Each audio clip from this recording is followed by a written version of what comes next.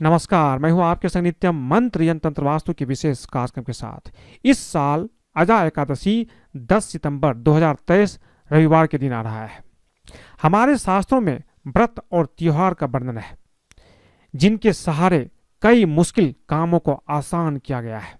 ऐसा ही एक व्रत है अजा एकादशी। इस व्रत की ख्याति सतयुग से लेकर के कलयुग तक मानी जाती है। आज हम जानेंगे कि क्यों इस एकादशी से बदल सकता है आपका जीवन। ऐसा मानते हैं कि अजा एकादशी इतना पावन है कि सिर्फ इस दिन कथा सुन लेने मात्र से अश्वमेघ यज्ञ जैसा फल मिलता है। ऐसा मानते हैं कि पुराने समय में राजा हरिश्चंद्र को अजा एकादशी व्रत करने से उनके जीवन से दरिद्रता दूर हो गई थी। उनके जीवन में जो दरिद्रता थी, मुश्किल थी, उससे उसको मुक्ति मिली थी। राजा हरिश्चंद्र ने व्रत के प्रभाव से अपना खोया हुआ राज वापस हासिल किया था। ऐसे में आज जानेंगे कि अश्वमेघ यज्ञ जैसा फल देता है अजा एकादशी। कैसे करें आप इसकी तैयारी, क्या है पूजा विधि। लेकिन इसके पहले अगर आप हमारे चैनल को सब्सक्राइब नहीं किए हैं तो कृपया इसे सब्सक्राइब कर ले तथा बेल बटन को दबाएं ताकि नए वीडियो का नोटिफिकेशन आपको तुरंत मिल जाए। अजा एकादशी का व्रत करने के लिए सबसे पहले आपको इसका संकल्प लेना होगा।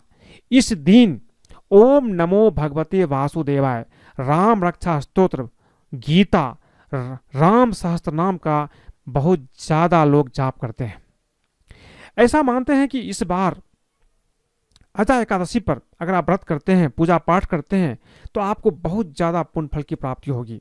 इस बार अजा एकादशी 10 सितंबर 2023 रविवार को पड़ने वाली है। अजा एकादशी के दिन भगवान विष्णु की पूजा की जाती है और इसके आशीर्वाद से जीवन में जो भी बाधा है, भूत प्रेत की बाधा हो, कोई अन्य बाधा हो, सारी बाधा खत्म हो जाती है, रातों रात खत्म होता है।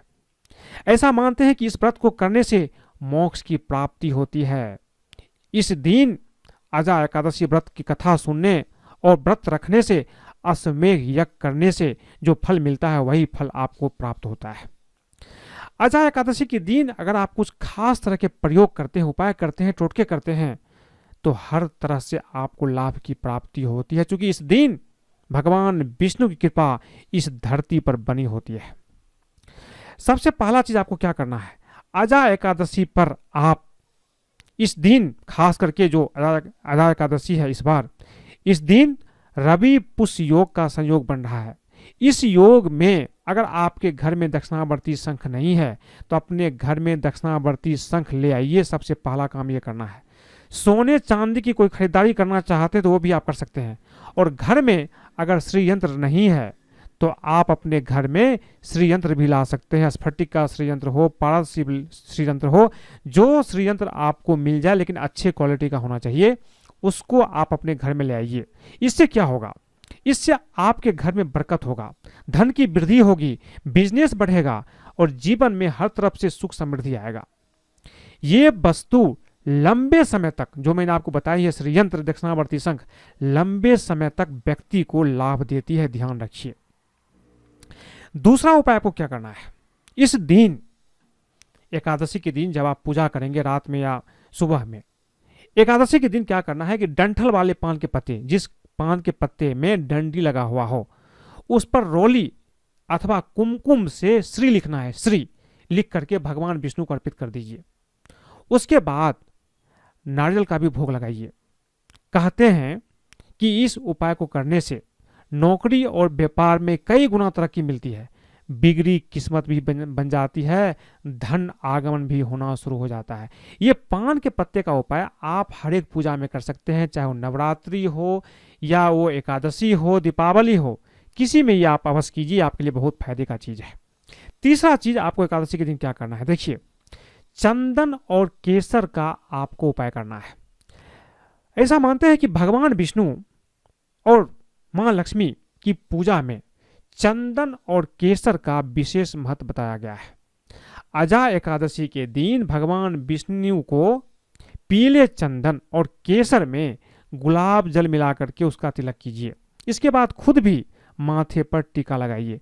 ऐसा करने से सभी कार्य बनने लगेंगे, साथ ही आर्थिक तरक्की होगी।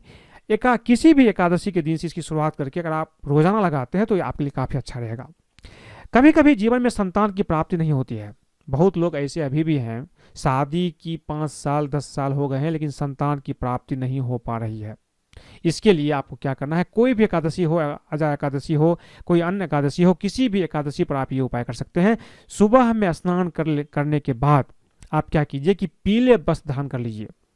साथ ही भगवान श्री हरि की आप पूजा कीजिए, उनको पीले फूल की माला एक अर्पित कर दीजिए। पीला फूल लीजिए, गुलाब का हो, गेंदा का फूल है कोई है, पीले फूल की माला उन्हें अर्पित कर दीजिए। उसके बाद भगवान विष्णु का एक मंत्र है, ओम नमो भगवते वासुदेवाय, इस मंत्र का जाप कीजिए। ऐसा करने से क्या होगा कि आपके संतान की प्राप्ति के योग बनेंगे। एक चीज जो महत्वपूर्ण है, अगर आपके घर में दक्षिणावर्ती शंख है तो अच्छी बात है, अगर नहीं है तो इस दिन आप खरीद करके अवश्य लाइए। दक्षिणावर्ती शंख में मां लक्ष्मी का वास माना जाता है, इसलिए अजा एकादशी पर दक्षिणावर्ती शंख में कच्चा दूध और केसर लेकर के भगवान विष्णु का अभिषेक कीजिए।